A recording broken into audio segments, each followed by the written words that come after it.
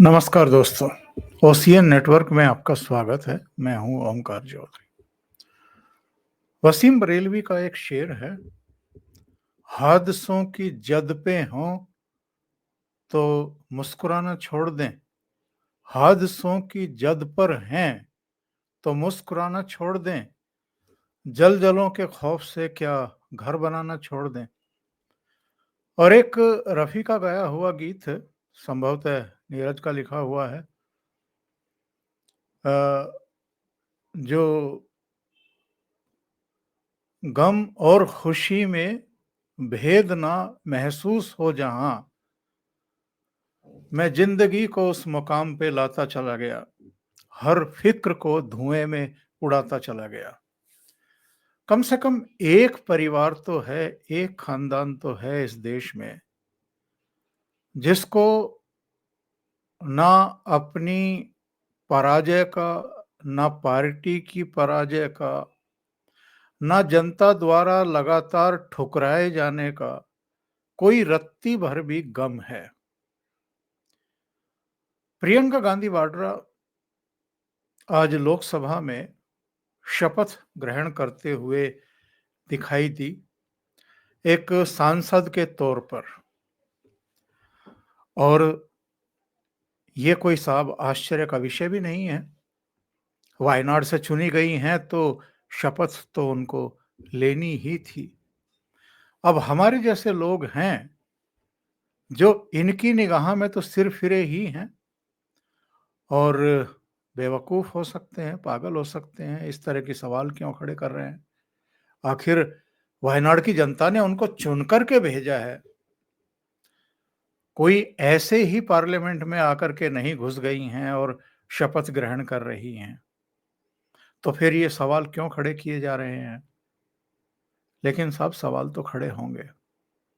ये डेमोक्रेसी है और डेमोक्रेटिक सिस्टम का जितना मजाक इस परिवार ने बनाया है, कांग्रेस पार्टी ने बनाया है, उतना तो मुझे लगता नहीं है कि किसी ने भी बनाया होगा।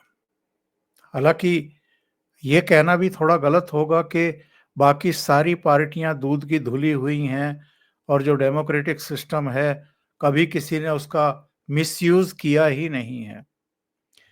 पर सबसे ज्यादा गाली तो डेमोक्रेटिक सिस्टम को यही परिवार दे रहा है, राहुल गांधी ही दे रहे हैं। ना पार्लियामेंट इनकी नज़र में ठीक से काम कर रही है, वहां इनको बोलने भी नहीं दिया जाता है, इनके माइक बंद कर दिए जाते हैं। और इन्होंने न्यायपालिका के बारे में भी टिप्पणियां कर रखी हैं। यहां तक कह रखा है कि मीडिया का और न्यायपालिका का जो दायित्व है वो भी हम ही पूरा कर रहे हैं। हालांकि अभी रिटायर हुए सीजेआई चंद्रचूड़ ने इनकी इस टिप्पणी पर कड़ा प्रहार किया है। एक इंटरव्यू में उन्होंने कहा है कि ये न्यायपालिका का काम विपक्ष की भूमिका निभाना कब से हो गया। न्यायपालिका तटस्थ होकर के, स्वतंत्र रह करके और किसी का टूल बने बिना काम करती है। वैसे तो चंद्रचूड़ साहब ने और बहुत सारी टिप्पणियां की हैं। संजय राउत का भी एक बीच में बयान आया था कि हम अगर महाराष्ट्र में हारे हैं तो चंद्रचूड़ की वजह से हारे हैं, क्योंकि उनके डायरेक्ट इनडायरेक्ट वे में कहने का अर्थ ये था कि चंद्रचूड़ अगर शिवसेना का मालिक हमारे मालिक को बता देते जो उद्धव ठाकरे हैं, तो हमारी ये दुर्गति ना होती जो महाराष्ट्र में हुई है। अब इन बातों का तो खैर क्या जवाब दें, पर आज के जिस मूल विषय पर मैंने प्रोग्राम किया है उसी पर आते हैं। गांधी नेहरू परिवार की ये तीसरी सदस्य हैं जिन्होंने 2024 के इस वर्ष में सांसद के रूप में शपथ ली है। इनसे पहले इनके भाई राहुल गांधी, जो वायनाड और रायबरेली दोनों जगहों से चुने गए थे, उन्होंने शपथ ग्रहण की थी, 26 जून को शपथ ग्रहण की थी। उससे पहले इनकी मम्मी, दोनों की मम्मी सोनिया गांधी ने राज्यसभा के सदस्य के तौर पर 4 अप्रैल को शपथ ग्रहण की थी। और ये इन्होंने एक हिस्ट्री क्रिएट की है। जी हाँ, इससे पहले किसी एक ही परिवार के, एक ही खानदान के, एक ही समय पर पार्लियामेंट के अलग-अलग सदनों के सदस्य संभवतः कोई नहीं रहे हैं। अभी ट्विटर पर किसी ने मेरे ट्वीट पर टिप्पणी की थी कि नहीं वो नेहरू, फिरोज गांधी और इंदिरा गांधी भी तो थे। तो थोड़ा सा दुरुस्त करें अपने आप को। जवाहरलाल नेहरू थे, फिरोज गांधी थे, इंदिरा गांधी नहीं थी। इंदिरा गांधी तो जवाहरलाल नेहरू की मृत्यु के बाद 1964 में राज्यसभा में आई थी। नेहरू के समय वो सदन की सदस्य नहीं थी। पहली बार है ये, और ऐसा बहुत सारे कांड हो रहे हैं जो पहली बार ही हो रहे हैं, और वो सोनिया गांधी की ही सरपरस्ती में हो रहे हैं। ऐसा भी कभी नहीं हुआ कोई विदेशी मूल का व्यक्ति 1998 से लेकर के और करीब करीब 2017-18 तक, यानी 20 साल तक कांग्रेस के अध्यक्ष पद पर काबिज रहा हो। और विदेशी मूल का तो छोड़ दीजिए, देसी मूल का भी कोई इतने लंबे समय तक कांग्रेस के अध्यक्ष पद पर काबिज रहा हो, ऐसा भी कभी नहीं हुआ है।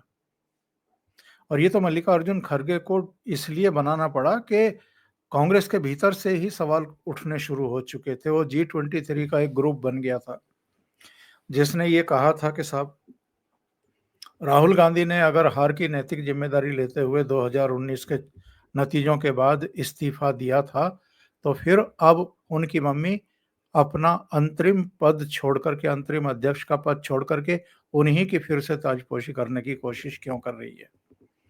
परिवार के खिलाफ एक तरीके से बगावत शुरू हो गई थी। लेकिन उसके बाद का सारा प्रकरण अगर आप देखें तो ये जो फेक एंग्री यंग मैन का चोला ओढ़े हुए घूमते रहते हैं राहुल गांधी, पार्लियामेंट के भीतर भी वही एंग्री यंग मैन, पता नहीं यंग मैन है कि नहीं है, अब 55 साल के होने वाले हैं, फिर भी यंग मैन का एक खिताब इनकी पार्टी ने इनको दे रखा है। पर इनकी भी क्या गलती है? जब आमिर खान, सलमान खान और शाहरुख खान इस उम्र में भी हीरो के रोल निभा रहे हैं और 30-30, 32-32, 25-25 साल की हीरोइनों को अपने साथ नचा रहे हैं, तो राहुल गांधी भी कर सकते हैं ये काम।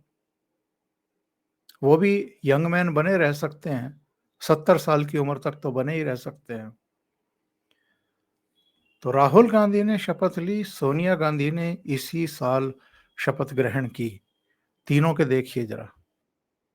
मैं प्रियंका गांधी वाड्रा, जो लोकसभा की सदस्य निर्वाचित हुई हूँ, सत्यनिष्ठा से प्रतिज्ञान करती हूँ कि मैं विधि द्वारा स्थापित भारत के संविधान के प्रति सच्ची श्रद्धा और निष्ठा रखूँगी। मैं भारत की प्रभुता और अखंडता अक्षुण्ण रखूँगी तथा जिस पद को मैं ग्रहण करने वाली हूँ उसके कर्तव्यों का श्रद्धापूर्वक निर्वहन करूँगी। जय Hind.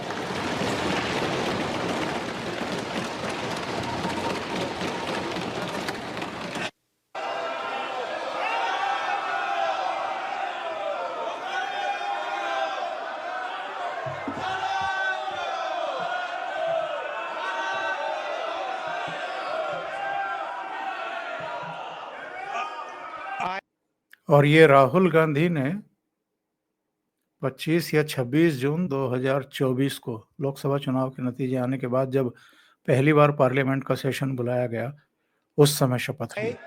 Rahul Gandhi, having been elected a member of the House of the People, do solemnly affirm that I will bear true faith and allegiance to the Constitution of India as by law established, that I will uphold the sovereignty and integrity of India, and that I will faithfully discharge the duty upon which I am about to enter. Jai Hind, Jai Samvidhan. मैं सोनिया गांधी, जो राज्यसभा की सदस्य निर्वाचित हुई हूँ, सत्यनिष्ठा से प्रतिज्ञा करती हूँ कि मैं विधि द्वारा स्थापित भारत के संविधान के प्रति सच्ची श्रद्धा और निष्ठा रखूंगी। मैं भारत की प्रभुता और अखंडता अक्षुण्ण रखूंगी तथा जिस पद को मैं ग्रहण करने वाली हूँ उसके कर्तव्यों का श्रद्धापूर्वक निर्वहन करूंगी। ये इन तीनों की शपथ 2024 में ही हुई है। भाई बहन ने लोकसभा के सदस्य के रूप में शपथ ले ली है और माता जी अब राज्यसभा में चली गई हैं। मैं जो कह रहा था कि 89 डिफीट राहुल गांधी ने जब से कांग्रेस को टेक ओवर किया है, एक तरीके से सारे फैसले वही कर रहे हैं, अध्यक्ष कौन है उसको छोड़ दीजिए, तब से 89 डिफीट कांग्रेस की। 3 तो ये लोकसभा चुनाव 2014, 2019 और 2024, और इन तीनों की कांग्रेस की सारी सीटें भी मिला लें तो भारतीय जनता पार्टी को जो इस बार 240 मिली थी उतनी भी नहीं बैठती हैं। 3 लोकसभा चुनाव की सीटें जोड़ लें, 44, 52 और 98, तो 240 भी नहीं बैठती 3 चुनाव की। इसके बावजूद राहुल गांधी ने किस तरह की एरोगेंसी दिखाई थी, किस तरह की बॉडी लैंग्वेज उनकी, पार्लियामेंट के भीतर प्रधानमंत्री के बारे में अपमानजनक शब्द, पार्लियामेंट के बाहर भी जिस तरह की ड्रामेबाजी चल रही थी।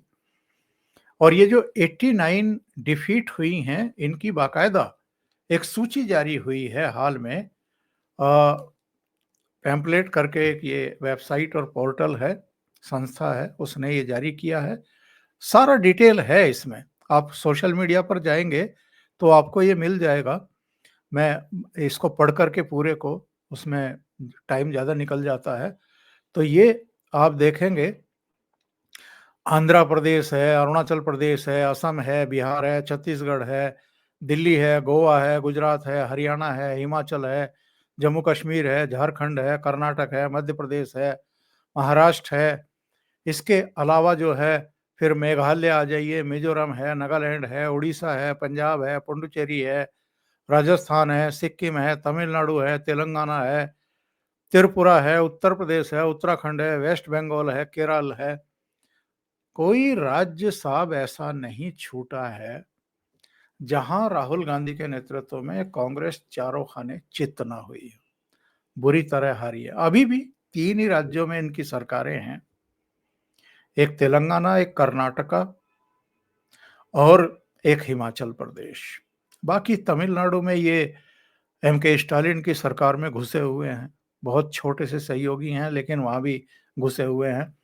अभी झारखंड में चुनाव होकर निपटा है, जहां जेएमएम को बहुमत मिला है, वहां कांग्रेस भी उसकी पिछलगू के तौर पर सरकार में घुसने को तैयार है। डिप्टी चीफ मिनिस्टर का पद मांग रही थी, हेमंत सोरेन ने देने से मना कर दिया।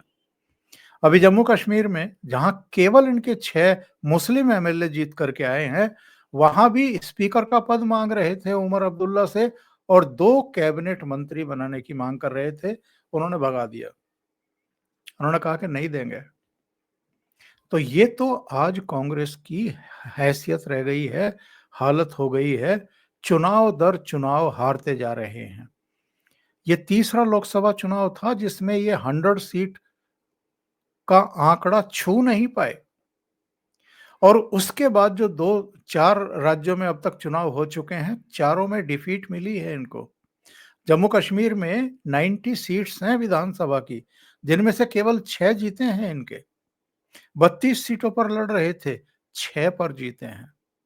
हरियाणा में 10 साल गवर्नमेंट रहने के बावजूद भारतीय जनता पार्टी की तीसरी बार सरकार बन गई और ये 37 पर अटक करके रह गए। झारखंड में मैंने बताया कि केवल 81 में से 16 सीटें आई हैं। महाराष्ट्र में आप देख लीजिए कितनी बुरी हालत हुई है। महाराष्ट्र में कांग्रेस, शरद पवार और उद्धव ठाकरे सबकी मिलकर के 50 के आसपास आई हैं, तीनों की 50 के आसपास सीटें आई हैं। और भारतीय जनता पार्टी ने वहां रिकॉर्ड बना दिया है, 232 से ज्यादा सीटें हासिल करके, अकेले भारतीय जनता पार्टी की ही 132 सीटें हैं। तो ये लगातार हारते जा रहे हैं। इसके बावजूद चेहरे पर कहीं कोई गम नहीं है, कोई चिंता नहीं है, पार्टी डूब रही है, लेकिन ये परिवार पनप रहा है।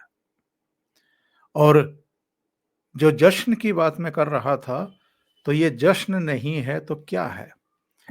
अगर आपकी पार्टी हार रही है, बुरी तरह हार रही है, और आपकी बहन अगर जीत करके आ रही है, तो आप लड्डू खिला करके उनको एक तरीके से प्रशस्ति कर रहे हैं उनकी, और ये वो सर्टिफिकेट के लिए एक छोटा सा जमावड़ा। जब सर्टिफिकेट आया, इनके अपने ट्विटर हैंडल पर बाकायदा पोस्टर निकाले जा रहे हैं कि साहब ओथ लेंगी प्रियंका गांधी वाड्रा। और ये जब पार्लियामेंट पहुंची, तो पार्लियामेंट का जो ऑफिस है कांग्रेस का, वहां पर उनका स्वागत सत्कार हो रहा है ओथ से पहले। और ये साहब राहुल गांधी का चित्र देखिए, बहन जी अगर पार्लियामेंट की सदस्य बन गई हैं, तो उनके चित्र वो खुद अपने कैमरे से ले रहे हैं, आईफोन वाले। और ये प्रियंका गांधी वाड्रा का शपथ लेते हुए फोटो। इससे पहले दीपेंद्र हुड्डा ने उनका स्वागत किया, डीके शिव कुमार ने उनका स्वागत किया, रणदीप सुरजेवाला ने उनका स्वागत किया, सुक्खू साहब ने उनका स्वागत किया। एक होड़ लगी हुई थी, एक लंबी लाइन लगी हुई थी, जो प्रियंका गांधी वाड्रा को लोकसभा का सदस्य चुनने और शपथ ग्रहण करने वाले दिन से पहले उनका स्वागत सत्कार कर रही थी। एक और बड़ा दिलचस्प वीडियो आ रहा है। जब प्रियंका गांधी वाड्रा पार्लियामेंट में जा रही थी, प्रवेश करने वाली थी, तो राहुल गांधी ने उनको रोका, स्टॉप स्टॉप स्टॉप, और फिर अपना मोबाइल फोन निकाला और उनके पार्लियामेंट में कदम पड़ने से पहले अपना वीडियो कैमरा ऑन किया और उन कदमों को उन्होंने खुद कैप्चर किया।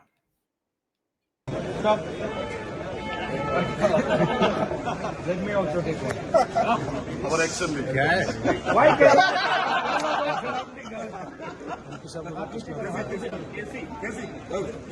I'm here.